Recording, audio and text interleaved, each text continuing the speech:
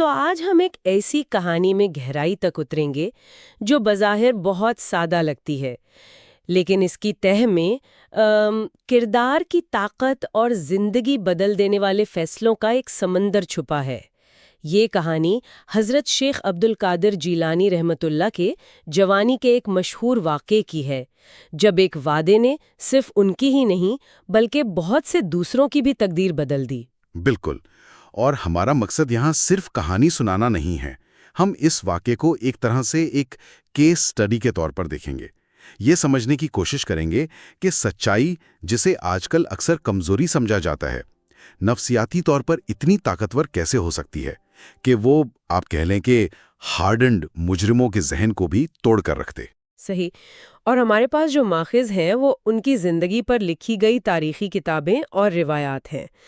تو آئیے اس منظر کو ذہن میں لاتے ہیں جب ایک نوجوان لڑکا علم کی تلاش میں ایک خطرناک سفر پر نکلا تھا، اور اس کا سامنا زندگی کی ایک ایسی سچائی سے ہوا جو کتابوں میں نہیں لکھی تھی۔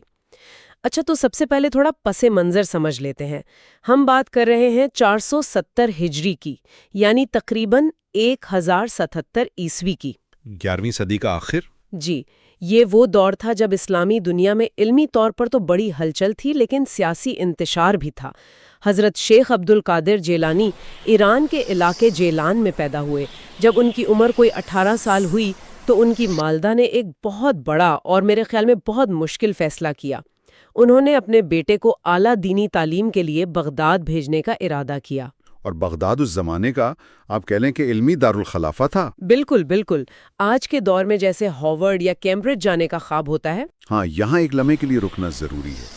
دیکھیں، بغداد کو صرف علم کا مرکز کہہ دینا کافی نہیں۔ اس وقت بغداد عباسی خلافت کا دارالحکومت تھا، اور وہاں بیت الحکمت کی روایت زندہ تھی۔ وہ دنیا کا انٹلیکچوئل کیپٹل تھا۔ صحیح۔ فلسفہ، سائنس، طب، مذہب، ہر علم کے ماہرین وہاں جمع تھے۔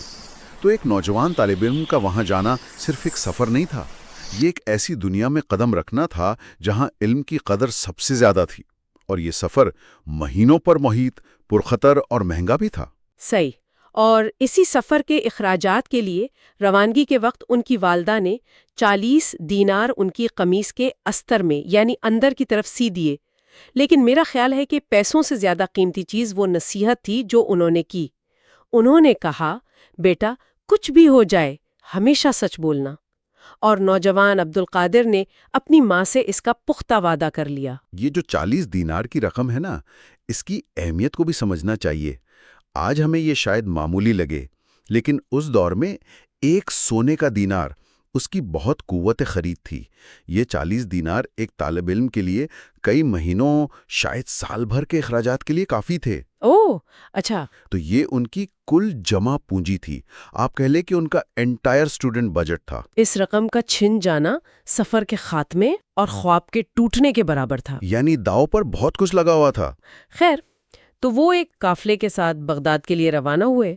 سفر کے دوران ایک ویران علاقے میں ڈاکوؤں کے گروہ نے قافلے پر حملہ کر دیا۔ ہر طرف افراتفری مچ گئی، لوگ اپنا سامان چھپا رہے تھے، جھوٹ بول رہے تھے، جان بچانے کی ہر ممکن کوشش کر رہے تھے۔ اور اسی بھگدڑ میں ایک ڈاکو اس 18 سالہ نوجوان کے پاس آیا۔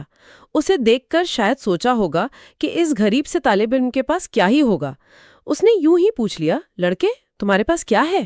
اور اس لمحے جہاں ہر کوئی جھوٹ بول رہا تھا، انہوں نے پورے سکون سے جواب دیا، میرے پاس 40 دینار ہیں۔ یہ سن کر ڈاکو ہنس پڑا۔ اس کی ہنسی میں حیرت بھی تھی اور تحقیر بھی۔ اسے لگا کہ یا تو یہ لڑکا ڈر کے مارے کچھ بھی بول رہا ہے یا پھر مذاق کر رہا ہے۔ اچھا، یہاں ایک سوال پیدا ہوتا ہے، ڈاکوؤں نے اس جواب کو مذاق کیوں سمجھا؟ مطلب ان کا پہلا رد عمل ہنسی کیوں تھا؟ یہ ایک بہترین نکتہ ہے۔ دیکھیں، یہاں نفسیات کا ایک دلچسپ پہلو سامنے آتا ہے۔ اسے ہم پیٹرن انٹرپٹ کہہ سکتے ہیں۔ Pattern interrupt? جی، ان ڈاکوؤں کا روز کا تجربہ تھا کہ لوگ مال بچانے کے لیے جھوٹ بولتے ہیں، روتے ہیں، گڑ گڑاتے ہیں۔ ان کا ذہن اسی پیٹرن کا عادی تھا۔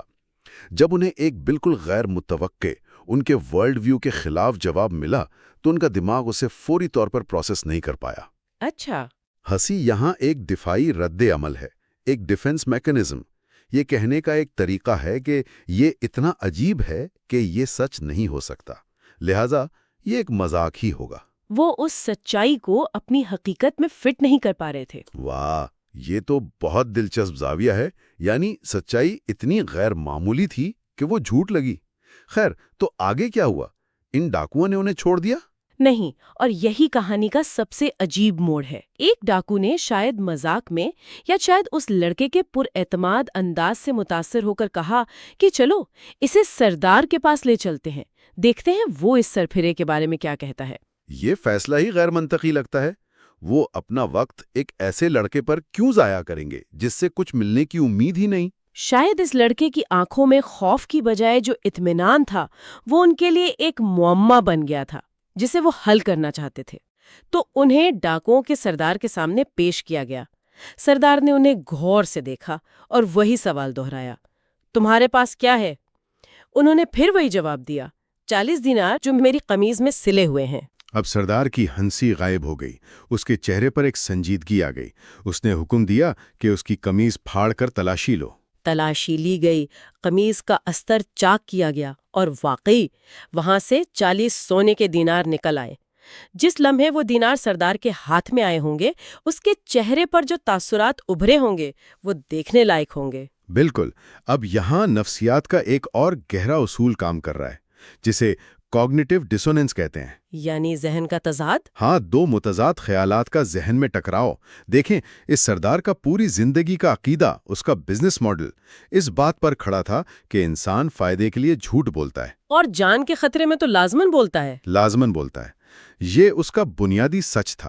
اب اس کے سامنے ایک زندہ ثبوت کھڑا تھا جو اس کے اس بنیادی سچ کو جھٹلا رہا تھا۔ اس لڑکے نے نقصان اٹھا کر سچ بولا۔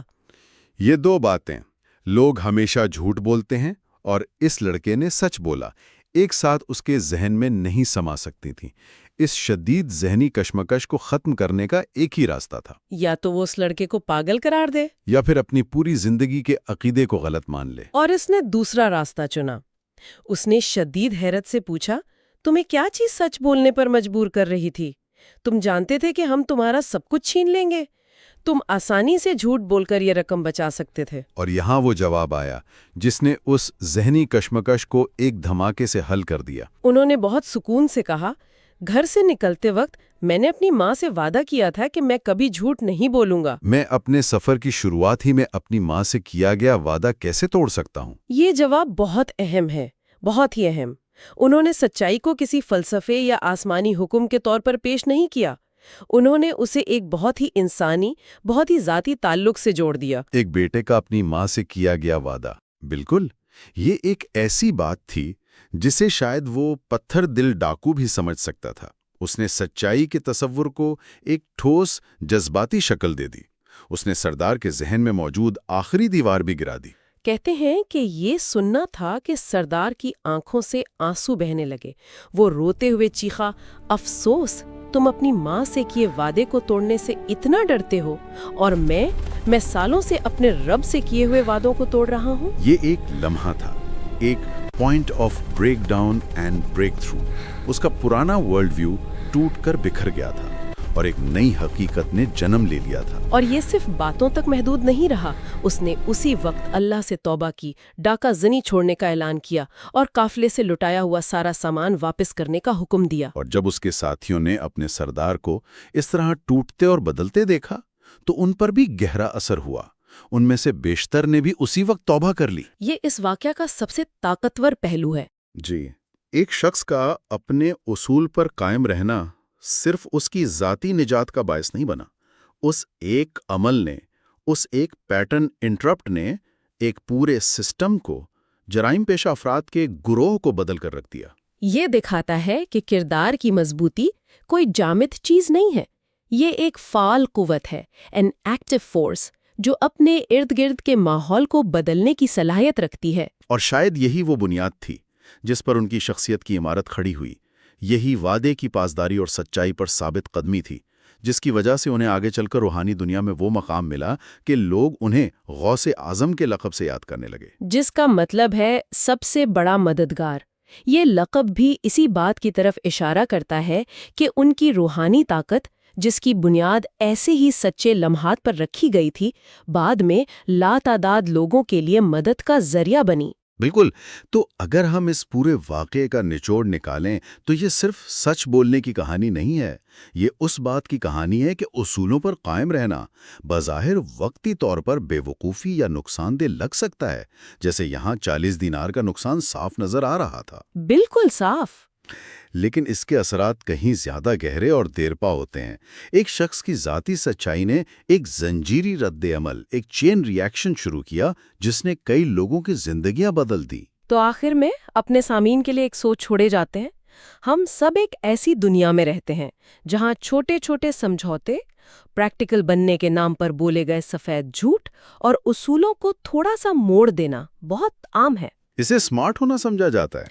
یہ واقعہ ہمیں یہ سوچنے پر مجبور کرتا ہے کہ اگر ہم اپنی زندگی میں کسی صرف ایک اصول کو، چاہے وہ کتنا ہی چھوٹا کیوں نہ ہو، اس قدر مضبوطی سے تھام لیں کہ وہ ہمارے ہر عمل میں نظر آئے، تو کیا ہمارا وہ ایک عمل بھی کسی کے لیے پیٹرن انٹرپٹ بن سکتا ہے؟ کیا وہ ہمارے ارد گرد موجود مایوسی اور بد اعتمادی کے پیٹرن کو توڑ کر کسی کی سوچ کو بدلنے کا باعث بن سکتا ہے؟